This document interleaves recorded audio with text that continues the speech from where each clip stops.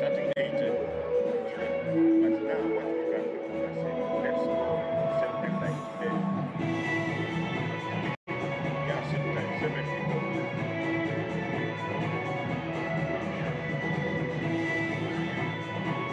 በድሬዳዋ ኢንተርናሽናል ስታዲየም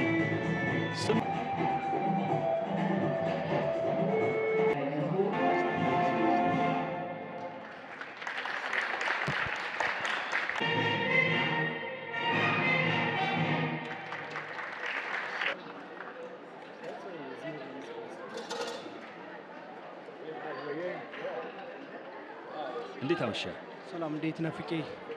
ሰላም ነው። እንግዲህ ዛሬ ጨዋታ እንደዚሁም ደግሞ ስቱዲዮን እናንተ እንግዲህ ቀጥታ ለአድማጮቻችን እና ለተመልካቾቻችን በቀጥታ በዩቲዩብ እና በፌስቡክ በተለያዩ አማራጮች የምናደርሳቸው ይሆናል ማለት ነው። ጅቡቲ 12 ግቦች አስተናግዳ 15 የሚሆን ጅቡቲ የተሻለችውና ስለተገኘች ይህን መርሃ ግብር ከጨዋታው በፊት ጅቡቲ በደረጃ ነጥብ በቃ ወደዚህ ጨዋታዎች የሚገቡ ይሆናሉ ማለት ነው።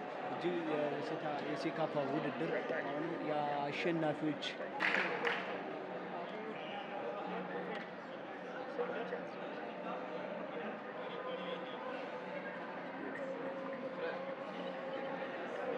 አው የሱዳን ግብ ጠባቂ መሐድ አዋድ ሰዒድ በቀላሉ ይዟታል። መሐድ ኳሱን በረጅም መታው የመታው ኳስ 20ኛው ደቂቃ ላይ ውጤት ጅቡቲ ባዶ ሱዳን ባዶ። የጅቡቲ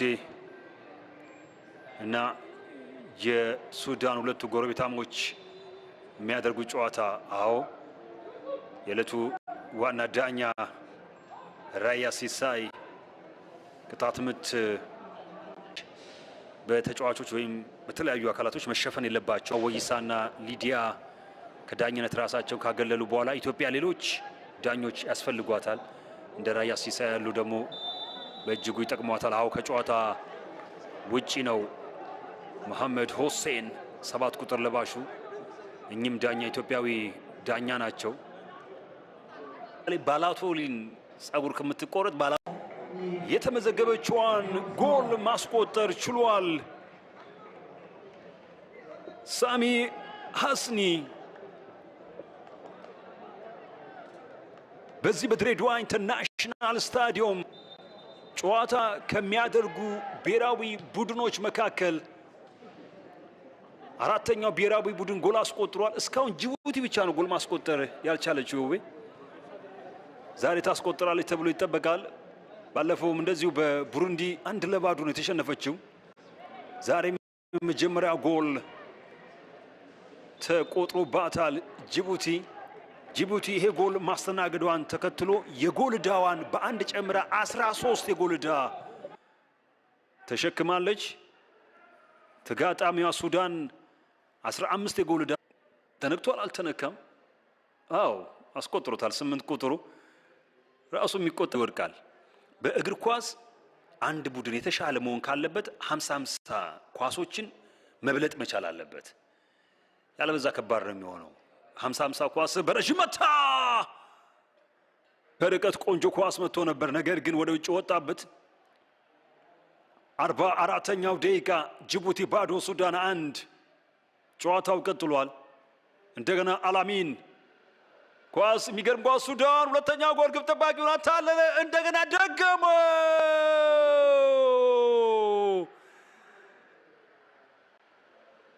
7 ቁጥር ለባሽ ኤል ሐሰን ኤልማ የሱዳንን ሁለተኛ ጎል እጅግ በጣም በሚደንቅ ሁኔታ በ44ኛው ደቂቃ ማስቆጠር ቻለ። ጅቡቲ ባዶ ሱዳን 2። የመጀመሪያ 45 ደቂቃ በዚህ የሚጠናቀቅ ይመስላል። ኤል ሐሰን ኤልማ ሁለተኛውን ጎል እጅግ በሚገርም ራስ መተማመን እንዳሻው አድርጎ አጋድሞ ቆንጆ ጎል ማስቆጠር በመቻል ሱዳን 2-0 በሆነ ውጤት እንደምትመለከቱት ኤል ሐሰን ኤልማ ግብ ጠባቂውን በሚገርም ብቃት ነው የተጠቀመው። ቴክኒኩ የሚገርም ነው። የግል ብቃቱን ተጠቅሞ ነው። ግመል በመርፌ ቀዳዳ እንደማለፍ ይቆጠራል። ፍቄ ይህን አይነት መርሃ ግብር ስታካሄድ ጅቡቲ ምንም ግብ አላስቆጠረችም። እስካሁን በጠንካራው ኡጋንዳና በአምናው ፔናልቲ ፍጹም ቅጣት ምት ካቢል ዛይር ካቢል ይህ ታሪካዊ ፍጹም ቅጣት ምት ነው። አስማር ለጅቡቲ የመጀመሪያ ጎል ያስቆጥር ይሆንን? እናየው ይሆናል። ራያ ሲሳይ ፊሽኮዋን አሰምታለች። ተንደረደረ፣ መታ።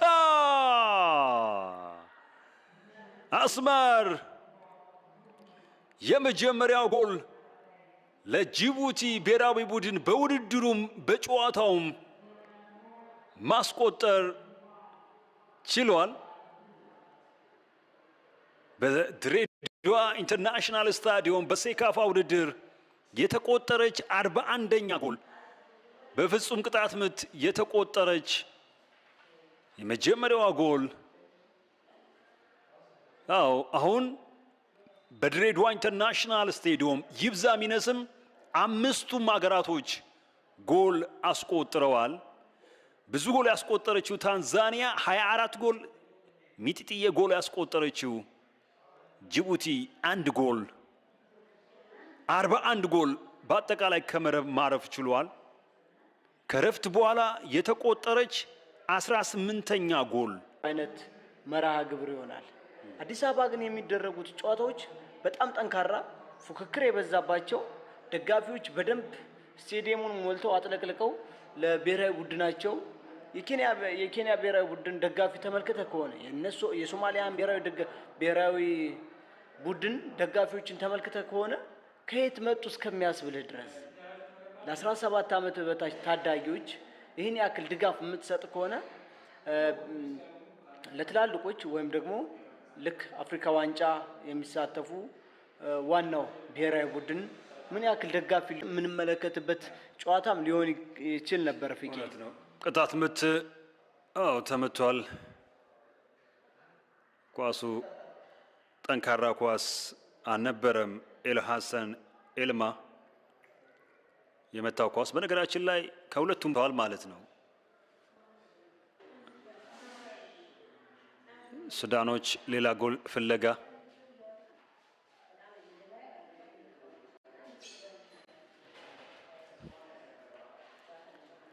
ቆንጆ ኳስ ኦፊሻል አራተኛው ዳኛ አሳይተውናል። ጅቡቲ 2 ሱዳን 1 ሱዳን 2 ጅቡቲ 2 ተቆጥሮባት 1 አስቆጥራ ዛሬ ባለሜዳ ጅቡቲ ናት። 15 ቁጥር ለባሽ በመንካቱ የእጅ ወራ ለሱዳን 2-1 ኳስ ወደ ውጪ ወቅታዊ ሁኔታ ጥሩ አይደለም። ሰላም ለዓለማችን ህዝቦች። ኳስ ሶስተኛ ጎል ማስቆጠር እንደገና ሱዳናውያን መታ።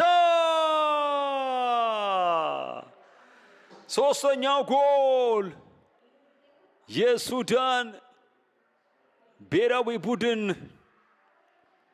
ማስቆጠር ችለዋል።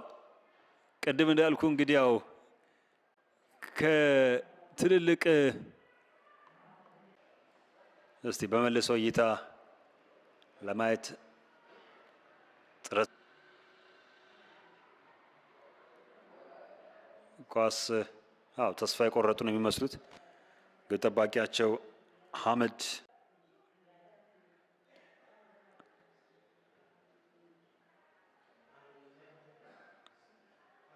ሰባት ቁጥሩ ነው ሁለተኛ ጎል ማስቆጠር የቻለው ኤልሐሰን ኤልማ። ከ3 ጎሎች 2ቱን እሱ ነው ማስቆጠር የቻለው። ጥሩ ተጫዋች ነው እውነት ለመናገር ብዙ ጊዜ ከኳስ ጋር ያለው ንክኪ፣ ኳስን የሚቀበልበት መንገድ፣ ለኳስ ራሱን የሚያመቻችበት መንገድ አሪፍ ነው።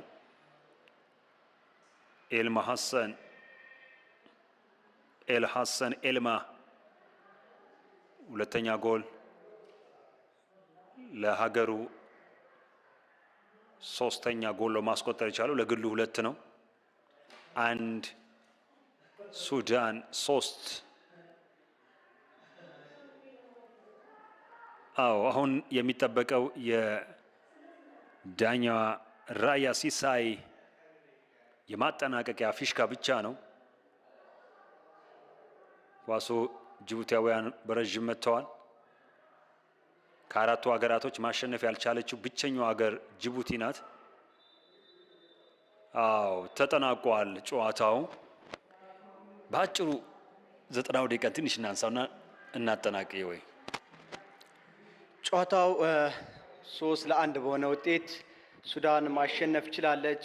ሱዳን ይህን ጨዋታ ከማከናወን 2 በ10 ማለት ነው በ10